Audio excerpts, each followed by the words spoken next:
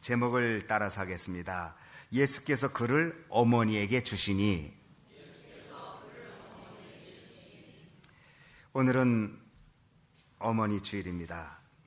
이곳 미국에서는 어머니 날이 있고 또 아버지 날도 따로 있습니다. 어머니 날은 5월 둘째 주일이고 아버지 날은 6월 셋째 주일입니다. 통계에 의하면 또 우리가 실제적으로 체험하면서 느끼지만 미국에서 장사가 가장 잘 되는 날을 꼽으라고 하면 어머니 날입니다. 레스토랑 협회에 따르면 미국 사람의 40%가 어머니 날에 외식을 한다고 합니다. 아마도 여러분 중에서는 이미 오늘 날이 사람들이 많이 식당에 모일 걸 알고 식사를 하신 분도 있으리라 생각합니다. 오늘 저녁에 혹시 식당을 가시면 1시간 기다릴 각오를 하셔야 될지도 모릅니다. 그만큼 어머니 날에 사람들이 외식 많이 합니다. 꽃도 가장 많이 팔리는 날입니다. 교회 입구로 오려고 217가에서 랩턴 하려고 들어오는데 거기에 가게가 있잖아요. 얼마나 꽃이 많이 팔리는지 차가 밀려서 들어가지 못하도록 입구에 꽃 사느라고 사람이 복잡한 거 보고 왔습니다.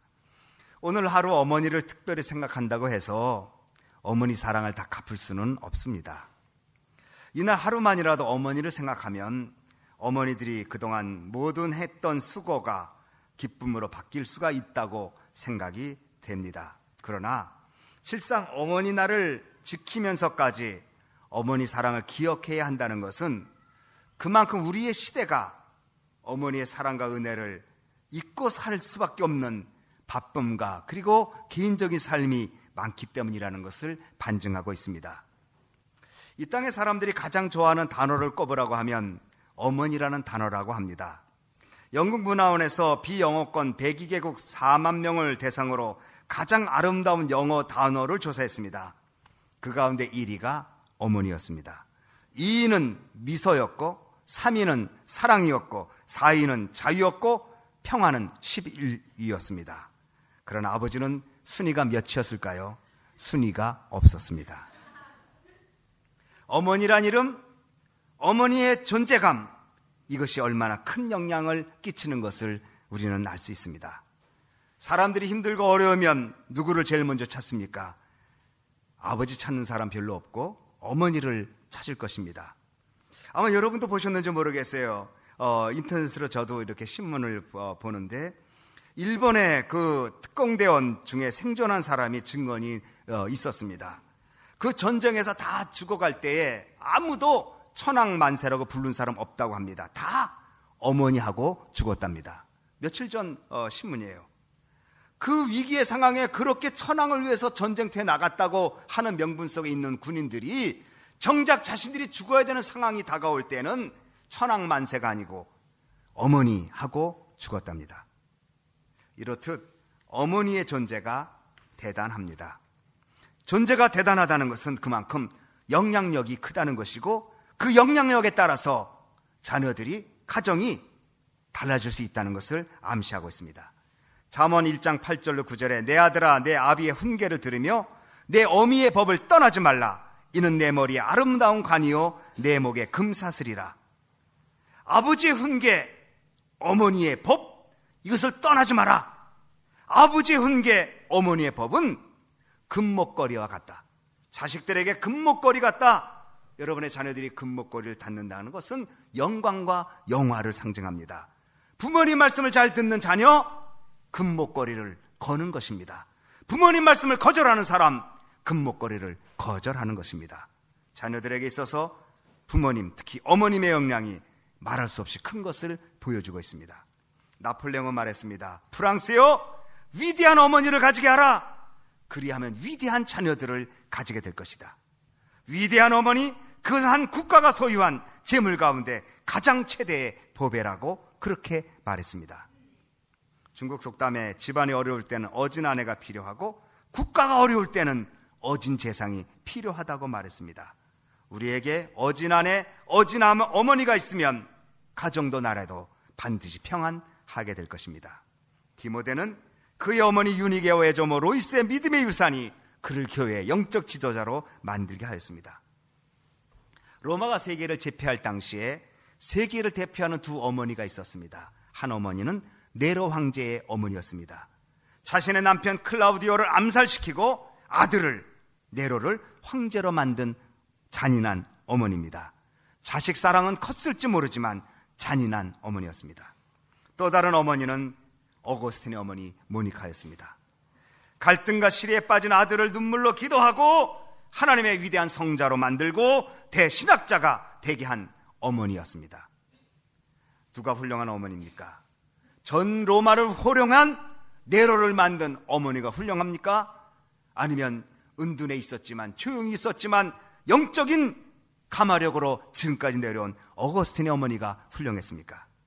진짜 훌륭한 어머니는 아들을 황제로 만든 네로의 어머니가 아니라 기도로 아들을 성자로 만든 어거스틴의 어머니가 훌륭했습니다.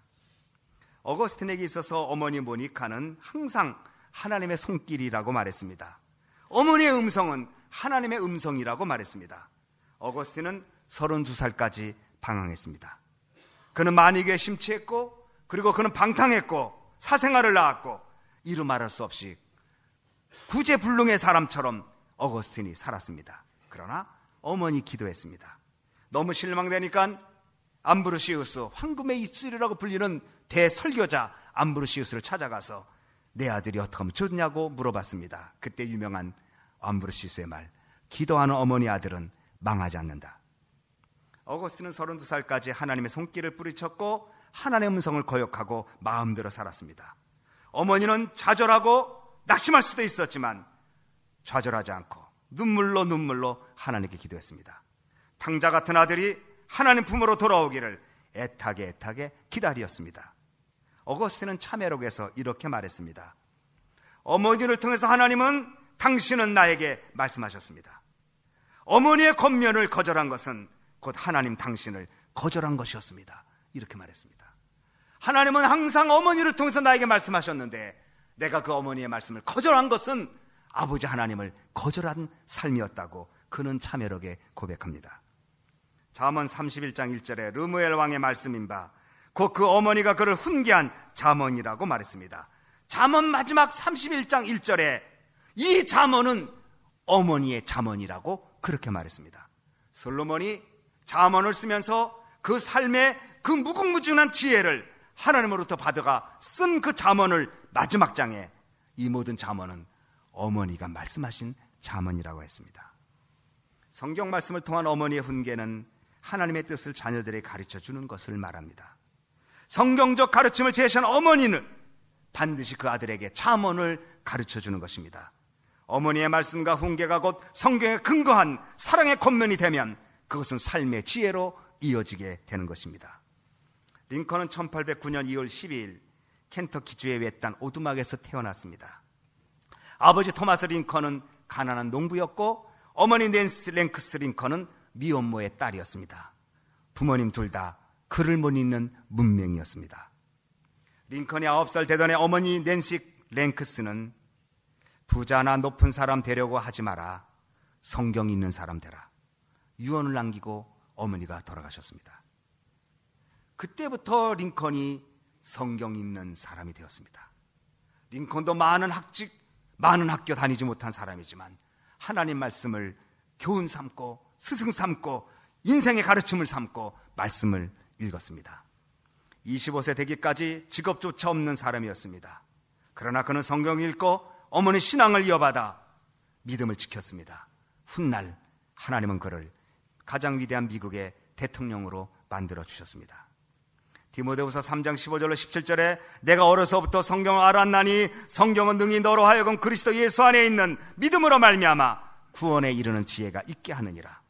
모든 성경은 하나님의 감동으로 된 것으로 교훈과 책망과 바르게 함과 의로 교육하기에 유익하니 이는 하나님의 사람으로 온전케 하며 모든 선한 일을 행하기에 온전케 하려 함이라고 말하고 있습니다. 어머니 대단합니다. 어머니 영향력 참으로 큽니다. 그러나 어머니는 가련한 존재입니다. 성경에 보면 가련한 어머니가 많이 나옵니다. 출애굽기 1장에 보면 모세의 어머니 요게벳은 100일 된 아들을 나일강에 띄워보내야만 했습니다. 그리고 어머니란 말을 듣지 못하고 아들을 아들이라고 부르지 못하고 유모가 되어서 그 요셉을 젖을 먹이면서 키울 수밖에 없는 어머니였습니다. 아들을 보면서도 바로의 딸의 공주의 왕이 아들이지 자기 아들이라고 표현 못하고 젖만 먹였습니다.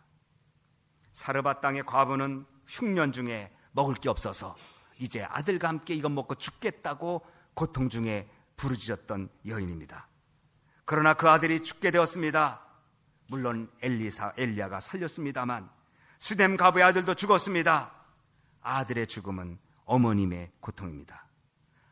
자녀가 부모님보다 어머니보다 먼저 세상 떠날 수 있습니다. 부모님이 먼저 세상 떠나고 자녀는 나중에 떠난다는 법칙 없습니다. 태어나면 순서가 있지만 데려가시면 순서 없기 때문입니다. 그러나 자녀가 먼저 죽을 때는 자녀의 죽음은 어머니 가슴에 묻는다고 하지 않습니까? 마태복음 27장 56절에 그 중에는 막달라 마리아와 또 야고보와 요셉의 어머니 마리아와 또 세베대 아들들의 어머니도 있었더라고 말하고 있습니다. 예수님 십자가에 돌아가실 때에 제자들은 다 도망칩니다. 큰 소리 쳤던 남자들은 다 도망칩니다. 아무 힘 없는 어머니들, 막달라 마리아, 또 그리고 요셉의 어머니 마리아, 그리고 예수님의 어머니 마리아, 십자가 밑에서 눈물을 뿌려가며 아들의 죽음을 보고 있습니다. 아들이 병들어 있을 때 그 아들이 병상에서 죽어가는 모습을 보고 있는 어머니의 모습이 얼마나 처절하겠습니까? 십자가에서 달려 돌아가시는 예수님의 모습을 보고 계신 육신의 어머니 마리아의 그 타들어가는 가슴이 어떠했을까 우리는 생각해 보게 됩니다. 성경에는 위대한 어머니도 나오지만 이 시대에는 위대한 어머니들이 있지만 사실 어머니들은 가련하고 불쌍한 존재입니다. 어머니들은 한결같이 수고해야 되고 한결같이 희생해야 되고 한결같이 자기를 낮출 수밖에 없는 존재의 모습으로 살아가게 되어 있습니다. 엄마는 그래도 되는 줄 알았습니다라는 시가 있습니다. 한번 말씀드렸습니다. 이것은 좋은 글에도 나오고 문학가 사람들에게 나오고 인터넷에서 나오는 정말 가슴 뭉클한 시입니다. 엄마는 그래도 되는 줄 알았습니다. 하루 종일 밭에서 죽어라 힘들게 일해도 엄마는 그래도 되는 줄 알았습니다. 찬밥 한 덩이로 대충 부뚜막에 앉아 점심을 때워도 엄마는 그래도 되는 줄 알았습니다. 한겨울 냇물에서 맨손으로 빨래를 방망질해도 엄마는 그래도 되는 줄 알았습니다. 배부르다 생각 없다 하며 식구들 다 먹이고 굶어도 엄마는 그래도 되는 줄 알았습니다. 발 뒤꿈치 다 해줘 이불이 소리를 내도 엄마는 그래도 되는 줄 알았습니다. 손톱이 깎을 수조차 없이 닳고 문드러져도 엄마는 그래도 되는 줄 알았습니다. 아버지가 화내고 자식들의 속썩이고 속썩여도 끄떡없는 엄마는 그래도 되는 줄 알았습니다. 외할머니 보고 싶다, 외할머니 보고 싶다, 그것이 그냥 넋두리인 줄로만 알았는데 한밤중 자다 깨어 방구석에서 한없이 소리 죽여 울던 엄마를 본 후 엄마는 그러면 안 되는 것이었습니다. 우리 시대의 어머니는 그러면 되는 줄 알고 가난, 추위, 굶주림 그리고 피폐한 환경 속에 자녀들을 키우기에 자신을 다 드렸던 여인들이었습니다. 엄마는 그래서는 안 되는 것인데 그렇게 살았습니다. 우리는 어머니의 섬김과 희생의 모습을 외면해서는 안 됩니다. 남편은 가정에서 아내의 수고와 애씀을 무시해서는 안 됩니다. 베드로전서 3장 7절에 연약한 것이라고 말했고 존귀 여겨주라고 말씀하고 있습니다. 박노해 시인의 거룩한 사야라는 시를 소개합니다. 어머니 이야기입니다. 어린 시절 방학 때마다 서울서 고학하던 형님이 허약해져 내려오면 어머니는 애지중지 길렀던 암탉을 잡으셨다. 성호를 그은 뒤 손수 닭 모가지를 비틀고 칼로 피를 묻혀가며 맛난 닭죽을 끓이셨다. 나는 칼질한 어머니 치맛자락을 붙잡고 떨면서 침을 꿀깍이면서 그 살생을 지켜보았다. 서울 달동네 단칸방 시절에 우리는 김치를 담가 먹을 여유가 없었다. 막일 다녀오신 어머님은 지친 그 몸으로 시장에 나가 잠깐 야채를 다듬어주고 시래감감을 얻어와 김치를 담고 국을 끓였다. 나는 이 세상에서 그 퍼런 배추 겉잎으로 만든 것보다 더 맛있는 김치와 국을 맛본 적이 없다. 나는 어머니의 삶에서 눈물을 배웠다.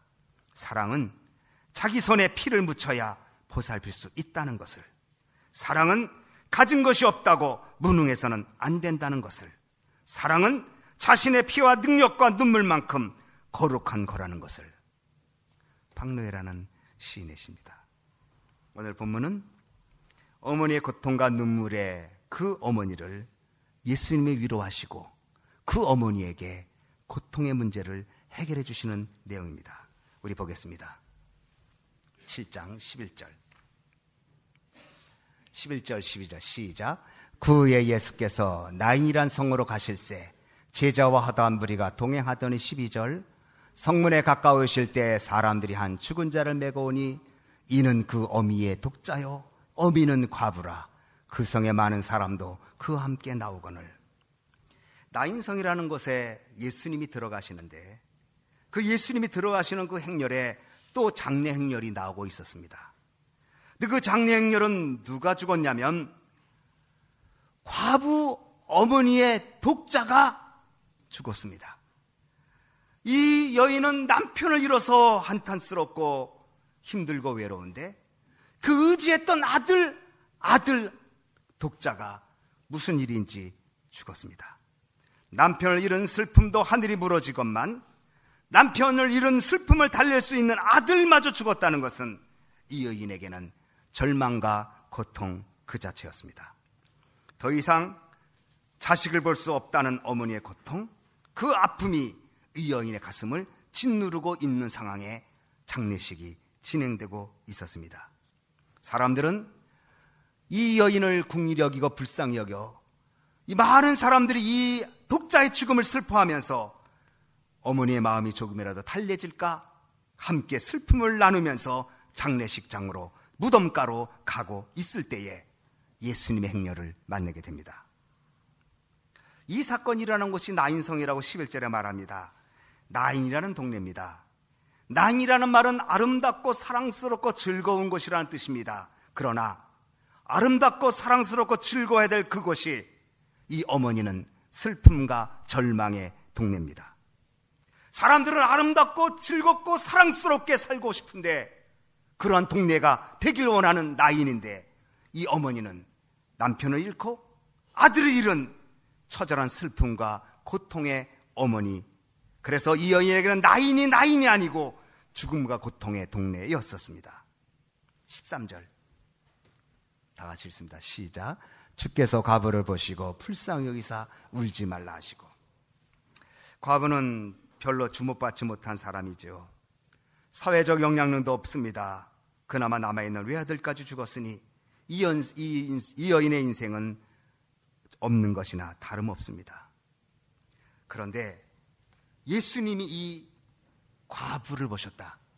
그러나 그 다음 절에는 어머니라고 말했어요. 어미라고. 주께서 이 어머니를 보셨다는 겁니다. 슬픔과 고통과 그리고 가슴에 한을 맺은 이 여인, 이 어머니를 예수님이 보십니다. 그리고 불쌍히 여겼다고 말했는데 불쌍이라는 말은 헬라 말로 스펑랑크나 조만이라는 말로 창자가 흔들릴 정도의 깊은 동정심, 이걸 말해요. 그러니까 애간장이 끊는 그 여인을 보니까 너무나 안 되고 불쌍해서 창자가 끊어질 듯한 안타까움을 예수님이 느끼셨습니다. 안 됐구나. 어쩌다 그런 일이 생겼지. 시간 지나면 괜찮겠지. 이렇게 말하는 인간의 동정이 아니라 남편 잃어서 슬픈데 그나마 아들까지 잃은 그 어머니의 고통과 슬픔을 예수님이 같이 공유하시면서 예수님의 애간장이 끊어지는 상황에 그 여인을 말하기를 울지 말라고 말했습니다. 예수님, 어머니들을 위로합니다. 자식 때문에, 또 아니면 남편 때문에, 또 아니면 가정생활 때문에 고통당하고 있는 어머니들을 위로하십니다. 그리고 예수님 14절 시작, 다 같이 읽습니다. 시작. 가까이 오사 그 관에 손을 대시니 맨 자들이 서는지라. 예수께서 가라사대 청년아 내가 내게 말하노니 일어나라 하시매. 예수님, 그 여인은 그 어머니의 청년이었으니 얼마나 그 안타깝겠어요. 그 죽은 청년, 그 어머니의 가슴을 보면서 예수님 관에 손을 대십니다. 예수님 관에 손을 대시고 청년아 내가 내게 말하노니 일어나라. 청년의 몸을 점령했던 죽음이 예수님 말씀이 선포되자 물러갑니다. 여러분, 우리의 문제는 우리에게 달려있지 않습니다. 안타까움에 달려있지 않습니다. 예수님 손에 달려있습니다. 요한복음 5장 25절에 죽은 자들이 하나님의 아들의 음성을 들을 때가 오나니 곧 이때라. 듣는 자는 살아나리라. 하나님의 말씀이 살립니다. 청년이 죽었으니 그 어머니 가슴이 얼마나 메어졌겠어요. 그런데 예수님이 그 관에 손을 대고 청년아 일어나라고 말씀하십니다. 15절 시작. 죽었던 자가 일어나 앉고 말도 하거늘 예수께서 그를 어미에게 주신대. 여러분, 어머니의 기쁨이 어디 있습니까? 자녀가 살아나면 기쁨입니다. 죽었던 자가 일어나 앉고 말도 하거늘 예수께서 그를 어머니에게 주셨습니다. 가련한 어머니의 기쁨이 어디에 있는지 아십니까? 자녀들이 살아나는 것입니다. 어머니의 기쁨은 자녀들이 살아나서 말도 하고 변화되어서 어머니에게 다가가는 그 자녀 때문에 어머니는 기뻐할 수 있습니다. 영적으로 죽었던 자가 하나님의 음성을 듣고 살아나서 영적으로 변화되어서 신앙의 고백, 신앙의 노래, 하나님의 사람이 되는 것, 어머님이 기뻐하시는 것입니다. 내 마음대로 살고 세상에 묻혀 살던 자녀들이 하나님의 음성을 듣고 깨닫고 변화돼서 어머니 가슴으로 돌아오는 것, 이것이 어머니의 기쁨입니다. 무엇이 어머니를 기쁘게 할 수 있겠습니까? 자녀가 사는 것보다 더 기쁜 것이 어디 있겠습니까? 오늘 여러분들이 살아야 어머님이 기뻐하십니다. 우리 유스그룹, EN 칼리지 그룹 여러분들이 살아나야 그것이 어머니의 기쁨입니다. 어머니를 부끄러워했던 7살 소년이 있었습니다. 어머니의 피부색이 자신과 다른 것이 싫었고, 영어를 못한 어머니가 싫었고, 숙제를 도와주지 못한 어머니가 싫었습니다. 그러나 그 사람은 30이 넘은 그 청년은 어머니 얘기 나오면 눈물을 흘립니다. 그렇게 어머니 피부색이 트리고 영어 못하고 그리고 일세로 찌질이하고 숙제도 도와주지 못하고 바보 같은 그 어머니 때문에 내가 지금 미 프로풋볼 리그의 MVP를 차지한 하인즈 워드입니다. 피츠버그 스틸러스. 아버지는 흑인이고 어머니는 한국 사람인데 이제 미국에 왔지만 아버지와 헤어졌고 어머니는 이 아들을 키웁니다. 아들이 볼 때 어머니는 너무 답답하고 바보 같습니다. 어머니 말 안 듣습니다. 그러나 이 어머니는 눈물 흘려가며 그 아들을 위해서 애썼던 그것을 보고 아들이 살아나 어머니 앞에 훌륭한 일을 감당하지요. 살아나는 것 외에는 어머니에게 기쁨 주는 것 없습니다. 살아나야 합니다, 여러분들이. 그래서 영적으로 살아나고 비전이 살아나고 사명이 살아나고 열정이 살아나고 하나님을 향한 그 각오를 가질 때에 여러분의 어머님이 기뻐하는 거지. 여러분, 어머님을 기쁘게 하는 길은 다른 길이 없습니다. 살아나야 합니다. 살아난 그 아들을 예수님이 어머니에게 주십니다. 저는 우리 소망교회 어머니들이, 물론 여러분의 자녀들이 다 잘하고 있지만 하나님께서 여러분의 자녀들을 살아나게 하셔서 여러분 품으로 안겨줄 줄로 믿습니다. 19세기 보스턴 성경의 감독의 필립 브루스는 말했습니다. 어머니 묘비에 여자여 내 믿음이 크다고 적었습니다. 어머니들은 위대합니다. 그러나 가련합니다. 어머니들은 큰 능력이 있습니다. 그러나 연약합니다.